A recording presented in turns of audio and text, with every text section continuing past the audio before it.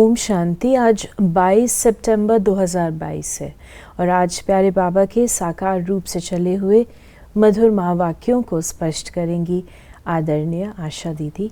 ओम शांति दीदी। ओम शांति। प्यारे बाबा ने हम बच्चों को कहा, मीठे बच्चे, जितना समय मिले सच्ची कमाई करो, चलते फिरते कर्म करते बाप की याद में रहना ही सच्ची कमाई का आधार है। इसमें कोई तकलीफ नहीं। बाबा ने हमें याद की विधि इतनी सरल बताई है, जिसमें हमें कोई क्रियाएं या कोई बैठ करके विशेष आसन या कुछ नहीं करना है। बाबा हमारी चाल चलन को, व्यवहार को बदलते हैं। तो चलते फिरते उठते बैठते हमें बाबा को कैसे याद करना है, बाबा कहते हैं उसको सरल बनाओ। जो चीज़ सरल होती है वो ज़्यादा की जा सकती है और लंबे अरसे तक चलती है। प्रश्न है, जिन बच्चों में ज्ञान की पराकाष्ठा होगी उनकी निशानी सुनाओ। जिनमें ज्ञान की पराकाष्ठा होगी उनकी सब कर्मेंद्रियां शीतल हो जाएंगी, चंचलता समाप्त हो जाएगी, अवस्था एक रस हो जाएगी, मैनर्स सुधरते जाएंगे। इसमें जो इम्पोर्टेंट बात है कि अवस्था एक रस हो जाएगी। जिनकी ज्ञान की पराकाष्ठा होगी वो स्टेबल माइंडेड हो जाएंगे,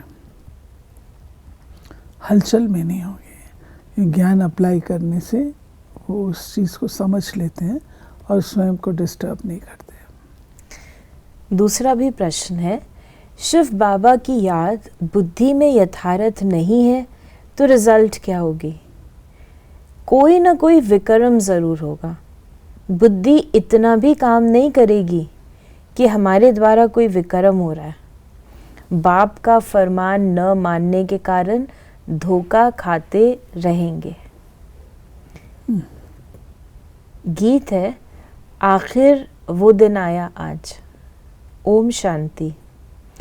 बच्चों को खातरी हो गई है कि बेहद का बाप आया हुआ है। श्री कृष्ण को बेहद का बाप नहीं कहेंगे। ये गीत तो यहाँ के नाटक वालों ने बनाया है। महाराजा धीराज श्री कृष्ण के लिए कहते हैं। बाप कहते हैं, मैं तो नहीं बनता हूँ, तुम बच्चों को बनाता हूँ। शिव बाबा और ब्रह्मा बाबा। शिव बाबा हमें ज्ञान देते हैं और ब्रह्मा जो उसको धारण करते हैं। तो बाबा कहते हैं कि मैं तो ऐसा नहीं बनता हूँ महाराज अधिराज, परंतु ब्रह्मा वो बनते और बच्चे बनते हैं। बेहद का बाप गरीब निवाज ज़रूर है। जिस भारत को साहूकार बनाते हैं वो भारत अब गरीब बन गया है। भारत में ही उनका जन्म होता है और कहीं उनका जन्म गाया हुआ नहीं है। भले पूजा करते हैं, कोई भी नेशन में ये चित्र है, परंतु जन्म तो यहाँ होता है ना। जैसे क्राइस्ट का जन्म और कोई जगह है, परंतु चित्र तो यहाँ भी है ना। तो भारत को गॉड फादर का बर्थ प्लेस कहेंगे। मनुष्य तो कुछ समझते नहीं, वो तो ईश्वर को सर्वव्यापी कह देते हैं। आगे तुमको भी पता नहीं था, अभी जानते हो कि भारत पतित पावन परम पिता परमात्मा का बर्थ प्लेस है। भारत में ही भगवान आते हैं और क्योंकि भारत ही सिरताज था, भारत ही आके मोहताज बना।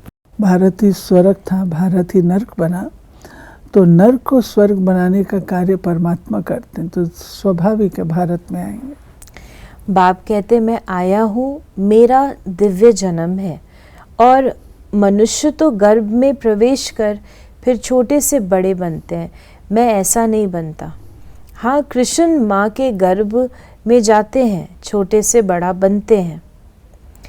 फिर बाबा ने हम बच्चों को कहा कि भारत सतयुग आदि में डबल सिरताज था। पवित्रता की निशानी रहती है। पवित्रता का ताज और रतन जड़ित ताज था ना। पवित्रता गुम हो जाने के बाद सिर्फ एक ताज रहता है।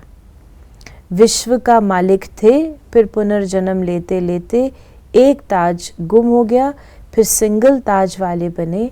ये ज्ञान की बातें हैं। फिर बाबा ने हम बच्चों को कहा, गरीब से साहूकार अभी तुम फिर बनते हो, पुरुषार्थ तुम बच्चों को करना है। युक्तियाँ रोज़ बदलाते हैं।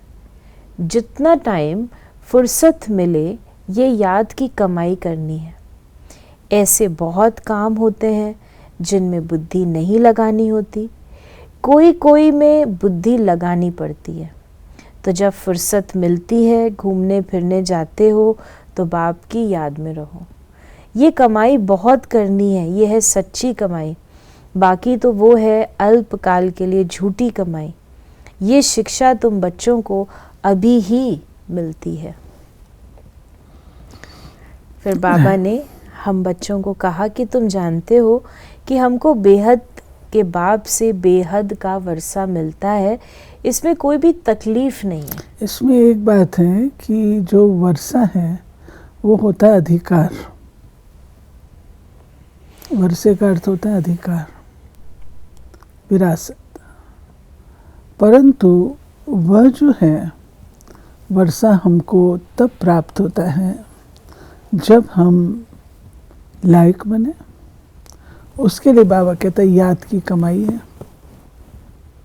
तो याद की कमाई हम करते रहेंगे तो वर्षे के अधिकारी होंगे, और वो सहज भी है। उसमें कोई हमको कठिनाई की, कुछ ज़्यादा कुछ करने की आवश्यकता नहीं है। फिर बाबा ने कहा कि बाप कहते हैं कि जो कुछ भी पढ़े हो वो भूल जाओ। हमको बाप ऐसा पढ़ाते हैं जो हम सच्ची कमाई कर विश्व के मालिक बन जाते हैं। बाप कहते हैं hear no evil, see no evil, ये तुम्हारे लिए है। अभी तुम बच्चे मंदिर लायक बन रहे हो। तुमको ज्ञान सागर बाप मिला है तो उनका ही सुनना पड़े। दूसरे की तुमको क्या सुनने की दरकार। मनुष्य टीचर के पास, गुरु के पास जाते हैं तो गुरु भी ऐसे कहते हैं क्या कि काम विकार में नहीं जाओ। वो तो पावन बनने की शिक्षा देते नहीं। कोई को वैराग आता है तो वो घर बार छोड़ भाग जाते हैं। बाबा ने कहा बाप जो शिवाचार्य है वो ज्ञान का कलश तुम माताओं के सिर पर रखते हैं। बाकी इस पतित दुनिया में लक्ष्मी कहाँ से आई। बाबा कहते हैं देखिए श्री लक्ष्मी श्री नारायण वो हैं देवता हैं, और वो कलयुगी सृष्टि में आने का उनका प्रश्न ही नहीं है, क्योंकि देवताओं के पांव तो पति सृष्टि पर पड़ते नहीं हैं। तो लक्ष्मी का पूजन होता है कलयुग में, तो लक्ष्मी का स्वयं का आना। बाबा ने कहा कि लिखते बाबा फलाने को का भोग लगाओ तो उनको पवित्र भोजन मिले। गाया हुआ है देवताएं भी ब्रह्मा भोजन को पसंद करते हैं। बरोबर तुम्हारी महफिल सूक्ष्म वतन में लगती है। ऐसे नहीं कि ध्यान कोई अच्छा है, नहीं। योग को ध्यान नहीं कहा जाता और ध्यान को योग नहीं कहा जाता। योग को ध्यान नहीं कहा जाता। योग माना शिव बाबा के साथ एक्टिव कॉन्शियस उनकी स्मृति है, एकाग्रचित्त होकर के। और ध्यान जो है वह साक्षात्कार है।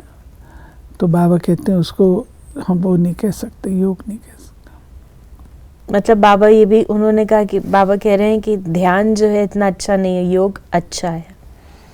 तो बाबा ने कहा बाप कहते मेरे साथ बुद्धि योग लगाओ तो विकर्म विनाश होंगे। तो जो कई बार ये भी कहते हैं कि अगर बुद्धि एकदम लाइट हो, सरल चित हो तो ध्यान लग जाता है। तो ये भी एक इंडिकेशन है कि आप लाइट और सरल चित हैं, तो उनका ध्यान वो ध्यान में चले जाते हैं। कई बार जो बहुत सोचते हैं नहीं, ऐसे नहीं होता है ये कोई बहुत लाइट होते तो ध्यान में चले आते ऐसा हैं। कुछ ये नहीं। आपके हाथ में नहीं है, ये ईश्वर का वरदान किन्हीं आत्माओं को उपलब्ध होता है, किनको नहीं। और ऐसा भी हो सकता है कि जिनके कोई योग लगाए तो वो ज्यादा आगे बढ़ सकता है, जिसके पास ये नहीं, योग से आपकी आत्मा पावन और कंचन बन सकती है, परंतु योग से आप ये नहीं। तो बाबा ने कहा कि बाप कहते हैं मेरे साथ बुद्धि योग लगाओ तो विकर्म विनाश होंगे। वैकुंठ में जाकर रास विलास करते हैं वो कोई कमाई नहीं है। मुरली तो सुन नहीं सकते, ये भोग आदि तो एक रस्म रिवाज है ड्रामा अनुसार। मनुष्यों की रस्म रिवाज और संगम युगी ब्राह्मणों की रस्म रिवाज में रात दिन का फर्क है। फिर बाबा ने कहा बाप मिलिट्री वालों को भी समझाते हैं कि तुमको वो सर्विस तो करनी है, ये तो तुम्हारा धंधा है, शहर की संभाल करना। फिर बाबा ने कहा कि शिव बाबा की याद में रहकर खाओ तो कोई ऐसी चीज़ होगी वो पवित्र हो जाएगी। जितना हो सके परहेज भी रखनी है। लाचारी हालत में बाबा को याद करके खाओ, इसमें ही मेहनत है। कि ये बाबा उन डिफ़िकल्ट सर्कमस्टेंसेस के लिए कहते हैं जहाँ पे कोई और नहीं है। मान लीजिए कारगिल में है, मान लीजिए कोई ऐसे स्थान पर है, तो अलग चीज़ है। अदरवाइज तो बाबा कहते योगी के हाथ का भोजन ही ठीक है। आज बाबा ने वरदान दिया, बाप की छत्र छाया के नीचे रहे, माया की छाया से बचने वाले सदा खुश और बेफिक्र भव। माया की छाया से बचने का साधन है बाप की छत्र छाया। छत्र छाया में रहना अर्थात खुश रहना। सब फिक्र बाप को दे दिया। जिनकी खुशी गुम होती है, कमज़ोर हो जाते हैं, उन पर माया की छाया का प्रभाव बढ़ ही जाता है, क्योंकि कमज़ोरी माया का आह्वान करती है। अगर स्वप्न में भी माया की छाया पड़ गई तो परेशान होते रहेंगे, युद्ध करनी पड़ेगी। इसलिए सदा बाप की छत्र छाया में रहो, याद ही छत्र छाया है।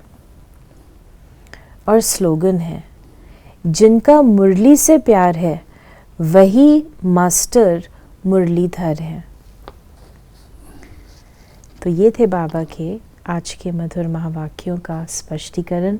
यदि आपके मन में कोई भी क्वेश्चन है तो आप SMS करें या WhatsApp करें 8826599309 पर, और हम इन प्रश्नों का उत्तर प्रश्नोत्तरी कार्यक्रम में देने का प्रयास अवश्य करेंगे। ओम शांति।